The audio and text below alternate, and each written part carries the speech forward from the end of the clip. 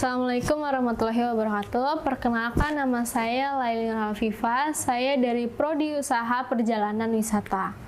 Di video kali ini saya akan mempresentasikan hasil kerja saya, yaitu menganalisa tentang pengembangan kebijakan destinasi wisata Danau Toba. Pengembangan sektor pariwisata ditujukan sebagai upaya dapat meningkatkan pendapatan asli daerah. Pengembangan sektor pariwisata harus aman, nyaman, menarik, mudah dicapai, dan berwawasan lingkungan sehingga dapat meningkatkan pendapatan daerah dan masyarakatnya. Dalam rangka meningkatkan sektor pariwisata, maka diperlukan kerjasama antara pemerintahan dan sektor swasta yang melalui penyediaan fasilitas, atraksi, hingga hiburan yang menarik. Salah satunya ada di daerah Kabupaten Toba. Kabupaten Toba yang menjadi destinasi wisata di Provinsi Sumatera Utara.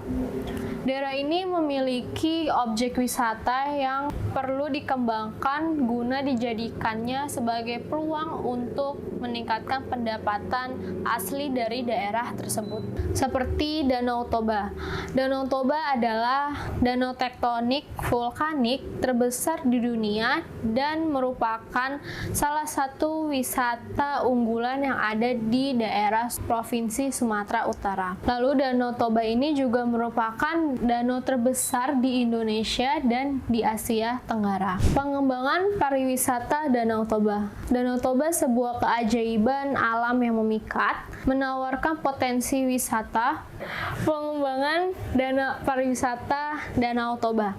Danau Toba sebuah keajaiban alam yang memikat, menawarkan potensi wisata yang luar biasa. Untuk menunjukkan potensi tersebut, diperlukan perumusan kebijakan pengembangan pariwisata yang komprehensif dan terstruktur. Proses ini melibatkan berbagai pemangku kepentingan, mulai dari pemerintah pusat dan pemerintah daerah hingga masyarakat sekitar, pelaku usaha, akademisi, dan LSM atau lembaga swadaya masyarakat. Kebijakan yang efektif harus dapat mengatasi berbagai tantangan yang dihadapinya, seperti infrastruktur yang belum memadai, kurangnya sumber daya manusia yang terampil, dan masalah lingkungan. Pengembangan Danau Toba sebagai destinasi wisata kelas dunia memerlukan upaya bersama untuk mencapai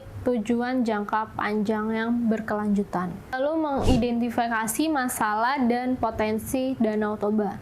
Yang pertama, keterbatasan infrastruktur. Perluasan dan peningkatan infrastruktur merupakan prioritas utama, termasuk jalan, transportasi, dan fasilitas umum. Infrastruktur yang memadai menjadi salah satu dasar bagi pengembang pariwisata yang berkelanjutan.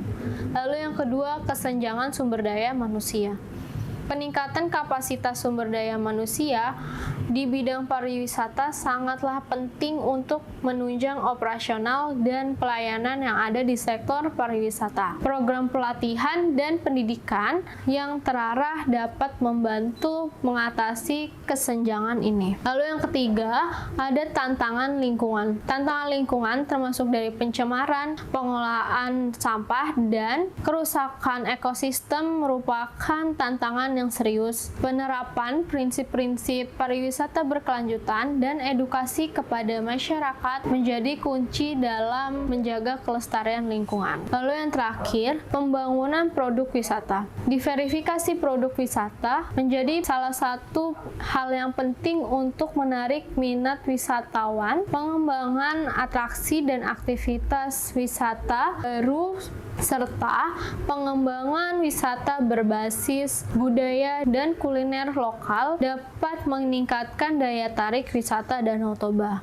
Lalu peran dan keterlibatan stakeholder. Pemerintah pusat memformulasikan kebijakan umum, mengalokasikan anggaran, dan membangun infrastruktur skala besar. Lalu yang kedua, pemerintah daerah. Pemerintah daerah juga menerapkan kebijakan di tingkat lokal, mengelola destinasi wisata, dan melibatkan masyarakat dalam pengembangan pariwisata.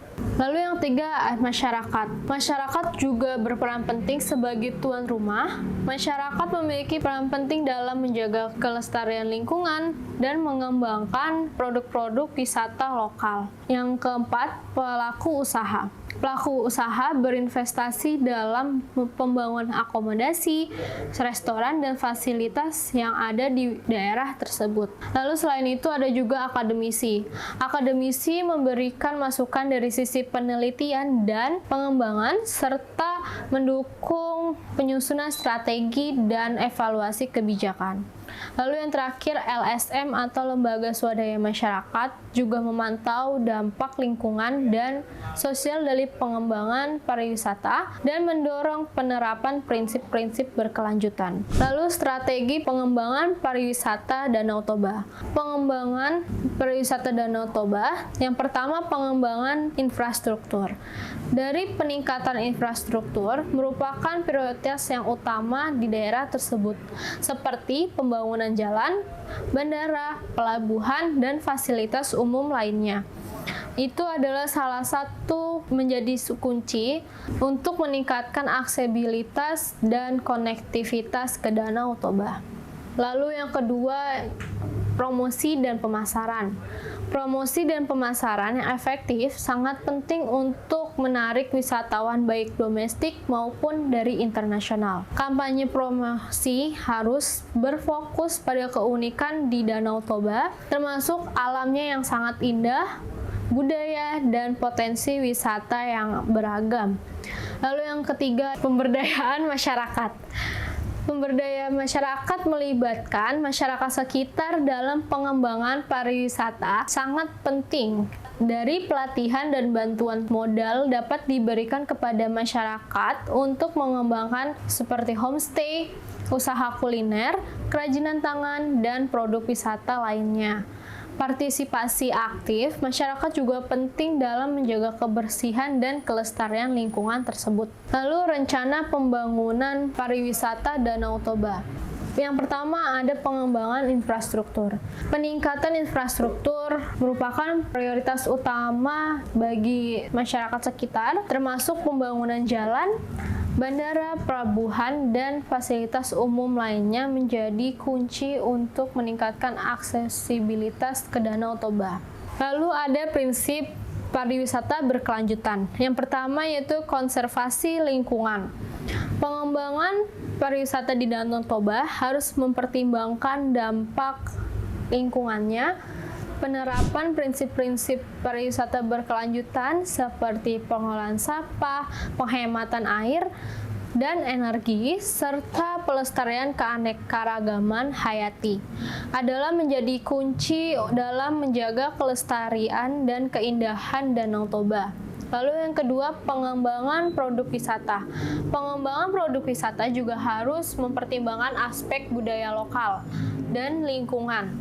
Penciptaan paket wisata yang unik dan menarik, serta pengembangan kegiatan wisata yang melibatkan masyarakat sekitar, dan dapat juga meningkatkan nilai tambahan bagi wisatawan dan ekonomi lokal. Lalu yang ketiga, ada edukasi dan partisipasi. Edukasi kepada masyarakat sekitar dan wisatawan tentang pentingnya pariwisata berkelanjutan.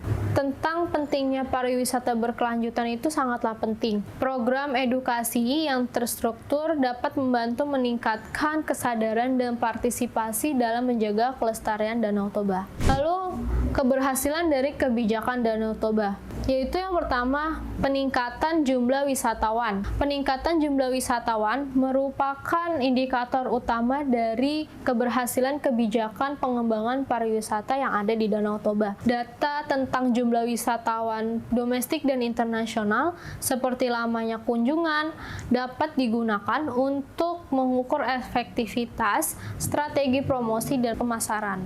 Lalu yang kedua, peningkatan pendapatan masyarakat. Peningkatan pendapatan masyarakat sekitar Danau Toba menjadi indikator yang paling penting dalam menilai keberhasilan kebijakan pengembangan pariwisata. Data tentang pendapatan dari sektor pariwisata seperti homestay, usaha kuliner, dan kerajinan tangan dapat digunakan untuk mengukur dampak positif yang terhadap ekonomi lokal. Lalu yang ketiga, peningkatan lingkungan. Peningkatan kualitas lingkungan juga merupakan indikator paling penting dalam menilai keberhasilan penerapan prinsip-prinsip pariwisata berkelanjutan. Data tentang kualitas air, udara, dan pengolahan sampah, serta keanekaragaman hayati dapat digunakan untuk mengukur efektivitas program konservasi lingkungan.